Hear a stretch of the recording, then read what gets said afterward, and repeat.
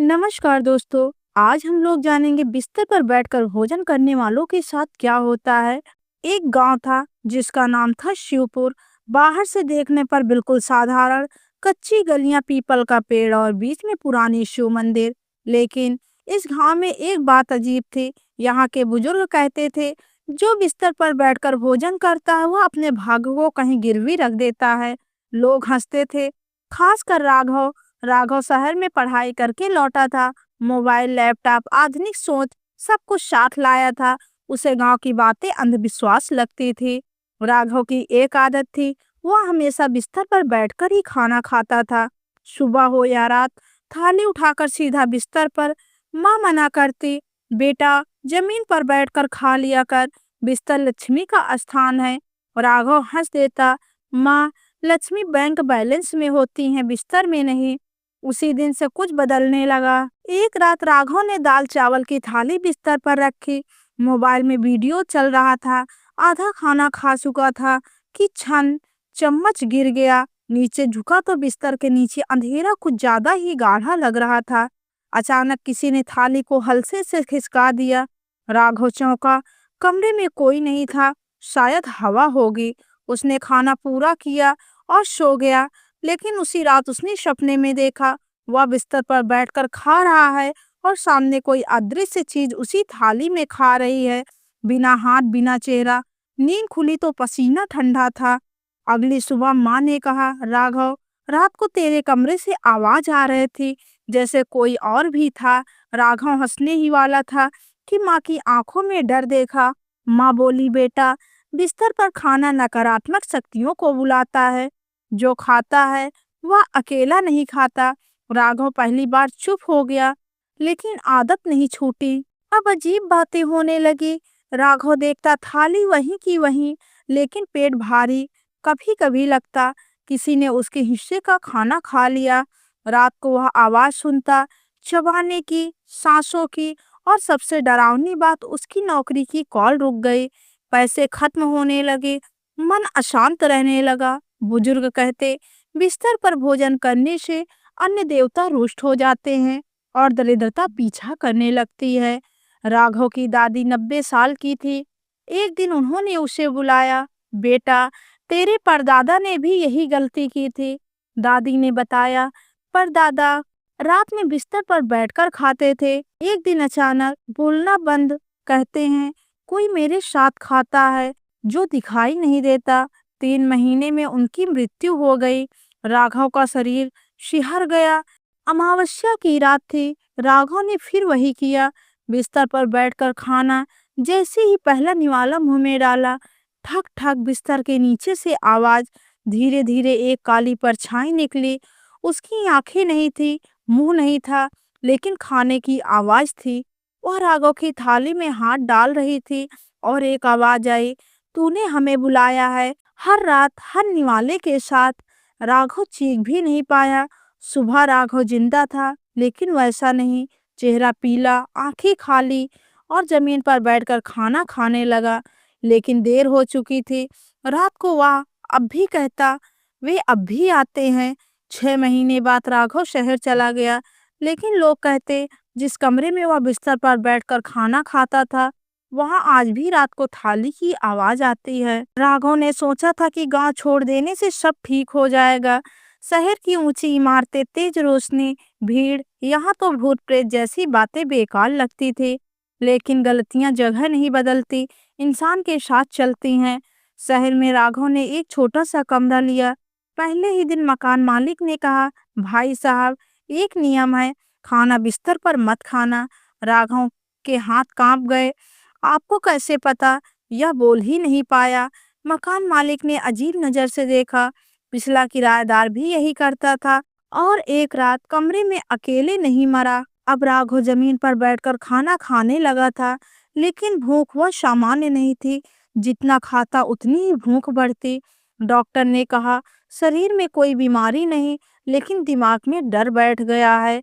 राघव जानता था यह डर नहीं, साथ आया हुआ साया है। रात को वह महसूस करता जैसे कोई उसकी छाती पर बैठा है और कान के पास फुसफुसाहट, तूने हमें अन्न दिया था, अब हम तुम्हें भूख देंगे। एक रात राघव ने हिम्मत करके कमरे में मोबाइल से रिकॉर्डिंग चालू कर ली। वह जमीन पर बैठकर खाना खा रहा था। सुबह वीडियो देखा। पहले वह सामान्य, फिर आवाज। बिस्तर अपने आप दबने लगा, जैसे कोई अदृश्य चीज बैठी हो। और सबसे डरावना, थाली से एक निवाला अपने आप उठकर गायब हो गया। राघव चीख पड़ा। अब उसे यकीन हो गया, यह कोई भ्रम नहीं। डर के मारे राघव एक पुराने तांत्रिक के पास गया।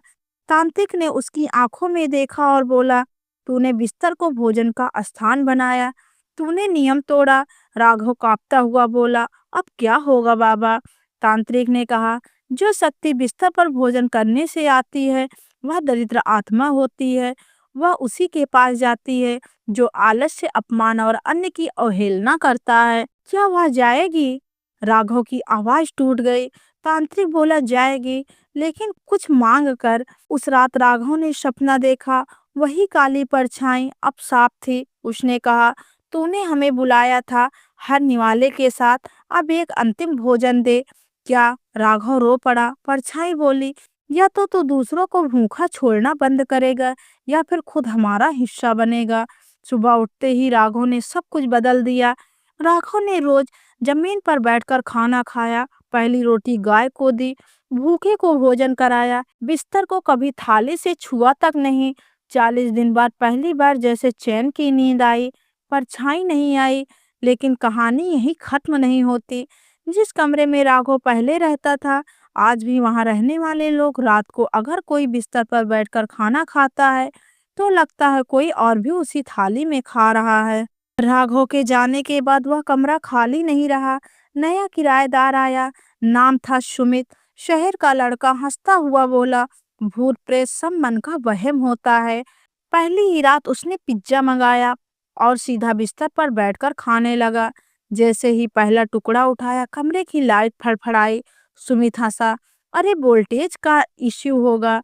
लेकिन तभी बिस्तर का बीच का हिस्सा धीरे धीरे थमने लगा, जैसे कोई और भी वहां बैठ गया हो। सुबह सुमित उठा तो पिज्जा बॉक्स खाली था, लेकिन उसे याद था उसने आधा ही खाया था। रात की रिकॉर्डिंग देखी। वीडियो में साफ दिखा, एक काली धुंध बिस्तर के पास जमा हुई और फिर पिज्जा का टुकड़ा अपने आप उठकर धुंध में गायब हो गया। आवाज आई, अन्न बुलाता है, बिस्तर पर रखा अन्न। सुमित का मोबाइल उसी पल बंद हो गया। अब सुमित दिन रात भूखा रहता। खाने के बाद भी पेट खाली। चेहरा सूखने लगा, आंखें धंस गई। डॉक्टर बोले सब नॉर्मल है, पर जैसे कोई अंदर से खा रहा हो। रात को वह चीखता, कोई मेरे अंदर बैठा है, वह खा रहा है। पड़ोसी डर गए। इसी बीच राघव को शहर से फोन आया। मकान मालिक बोला, भाई साहब, आपने जो कहा था वह सच हो गया। राघव चुप रहा। मकान मालिक बोला, बताइए, ये सब क्यों होता है? राघव ने भारी आवाज में कहा, क्योंकि बिस्तर केवल शरीर का नहीं, ऊर्जा का भी स्थान होता है। वहां भोजन करने से भूखी शक्तियां आकर्षित होती हैं, जो दिखाई नहीं देती पर खाती जरूर है। सुमित को एक रात जोर की भूख लगी। उसने फिर वही किया, बिस्तर पर बैठकर खाना। जैसे ही पहला निवाला मुंह में डाला, पूरा कमरा ठंडा हो गया। चारों दीवारें से एक ही आवाज, अब तो हमारा अन्न है। सुबह कमरा बंद था, अंदर से बदबू। दरवाजा तोड़ा गया। सुमित जिंदा था, लेकिन उसकी आंखें पूरी तरह खाली। वह सिर्फ एक ही बात बोल रहा था, मैंने बिस्तर पर खाया था। उस कमरे को आज कोई किराए पर नहीं लेता।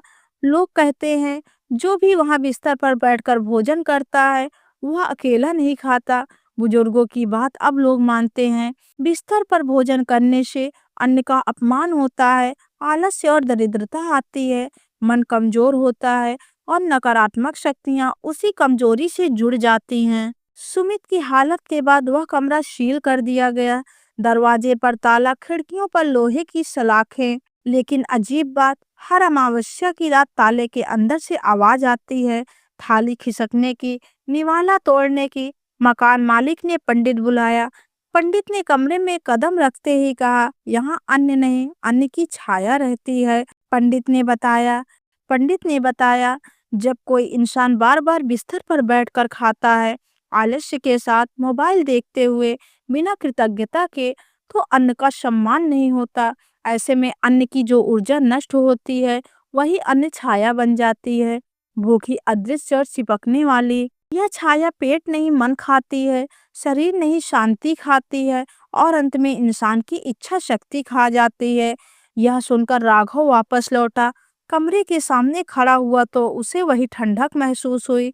उसने कहा, यह सब मेरी गलती से शुरू हुआ। राघव अंदर गया। कमरे के बीच एक पुरानी थाली रखी थी। थाली खाली, लेकिन उसमें अब भी खाने की गंध आ रही थी। अचानक बिस्तर अपने आप धंसा। वही काली परछाई उभरी, लेकिन अब वह और भयानक थी। आवाज आई, तूने हमें पैदा किया, अब मिटा कैसे पाएगा? राघव ने डरते हुए कहा, मैंने अन्न का अपमान किया, लेकिन अब समझ गया हूँ। परछाई हंसी, समझ देर से आई है। पंडित ने मंत्र पढ़ते हुए कहा, इसे खत्म नहीं किया जा सकता, केवल शांत किया जा सकता है। शर्तें थी, 11 दिनों तक इस कमरे में कोई खाना नहीं जाएगा। रोज भूखों को भोजन खिलाया जाएगा। हर भोजन से पहले अन्न को प्रणाम किया जाएगा। और सबसे जरूरी, जो कभी बिस्तर पर बैठकर खा चुका है, उसे दूसरों को रोकना होगा। 11वें दिन कमरे में पहली बार हल्की रोशनी महसूस हुई। ठंडक कम हुई। बिस्तर सीधा हो गया। परछाई धीमी आवाज में बोली, जब तक लोग भूलते रहेंगे, तब तक हम लौटते रहेंगे। और वह धुएं की तरह गायब हो गई। वह कमरा अब खुला है, लेकिन एक बोर्ड लगा है, यहाँ बिस्तर पर बैठकर खाना सख्त मना है। जो नियम मानता है उसे कुछ नहीं होता। जो हंसता है वह रात को अकेला नहीं खाता। यह कहानी डराने के लिए नहीं थी, यह बताने के लिए थी कि अन्न सिर्फ खाना नहीं, वह ऊर्जा है। और बिस्तर सिर्फ आराम नहीं, वह मन की स्थिति है। दोनों को मिलाना मन को कमजोर करता है, और जहाँ मन कमजोर, वहाँ डर टिकता है। कमरे के बाहर लगा बोर्ड लोगों के लिए मजाक बन गया था। कुछ लोग फोटो खींचते, कुछ हंसते। एक यूट्यूबर आया, नाम था अमन, बोला, आज मैं साबित करूंगा कि ये सब बकवास है। उसने कमरा ऑन किया। अमन ने जानबूझकर बिस्तर पर बैठकर खाना ऑर्डर किया। कैमरा चल रहा था, लाइव लोग देख रहे थे। पहले सब ठीक, फिर बिस्तर का एक कोना अपने आप दबा। लाइव चैट में लोग दिखने लगे, भाई कोई बैठा है यहाँ। अमन हंस रहा था। अचानक उसकी थाली धीरे धीरे बिस्तर के बीच सरकने लगी। कैमरे में साफ दिखा, अमन का चेहरा पीला पड़ा। तभी माइक में एक दूसरी आवाज आई, अन्न बुलाता है, जो बिस्तर पर रखे। लाइव बंद हो गया। वीडियो अपलोड नहीं हुआ, लेकिन जिन 300 लोगों ने देखा, उनमें से कई आज भी कहते हैं, हमने 2 आवाजें सुनी थी। अमन जिंदा है, लेकिन अब वह खाना अकेले नहीं खाता, बिस्तर के पास थाली नहीं रखता और रात को लाइट जलाकर सोता है। वह बस एक बात कहता है, कुछ आदतें मजाक के लिए नहीं होती। पंडित ने एक बात और बताई, यह शक्ति किसी और के कमरे में नहीं, यह आदत से पैदा होती है। जहाँ जहाँ लोग बिस्तर पर बैठकर खाते हैं, वहाँ वहाँ डर का बीज बोया जाता है। कभी दिखता है, कभी नहीं। यह कहानी यही खत्म नहीं होती। अगर आज आप मोबाइल देखते हुए बिस्तर पर खाते हैं, खाना खाते समय सम्मान नहीं करते और इसे छोटी बात समझते हैं, तो यह कहानी आपके घर के पास की है। यह डर की कहानी नहीं, लेकिन सीख सच्ची है। अन्न का सम्मान इक्वल शांति, आदतों की लापरवाही इक्वल डर, बिस्तर पर भोजन इक्वल मन की कमजोरी, और कमजोरी हमेशा किसी न किसी अंधेरे को बुलाती है। अमन की घटना के बाद उस कमरे में फिर अभी किसी ने कैमरा नहीं लगाया, किसी ने चुनौती नहीं दी। समय के साथ लोग भूलने लगे, लेकिन एक बदलाव जरूर हुआ। अब उस इमारत में कोई भी बिस्तर पर बैठकर भोजन नहीं करता, क्योंकि डर नहीं, अनुभव बचा था। यह कहानी भूत की नहीं थी, यह कहानी थी आदतों की, लापरवाही की और अन्य के सम्मान की। डर तभी पैदा होता है जब मन कमजोर होता है, और मन तब कमजोर होता है जब हम रोज की छोटी बातों को मजाक समझ लेते हैं। अन्न जीवन है और बिस्तर विश्राम। दोनों को मिलाओगे तो जीवन में अशांति आएगी। उस कमरे में अब कोई आवाज नहीं आती, कोई परछाई नहीं दिखती, लेकिन दीवार पर आज भी वही बोर्ड टंगा है, यहाँ बिस्तर पर बैठकर खाना खाना सख्त मना है। और शायद इस कहानी का तो दोस्तों, आज की कहानी आप लोगों को कैसी लगी कमेंट करके जरूर बताइए। अगर अच्छी लगी हो तो वीडियो को लाइक करें, चैनल को सब्सक्राइब करें और अपने मित्रों के साथ शेयर करें। धन्यवाद।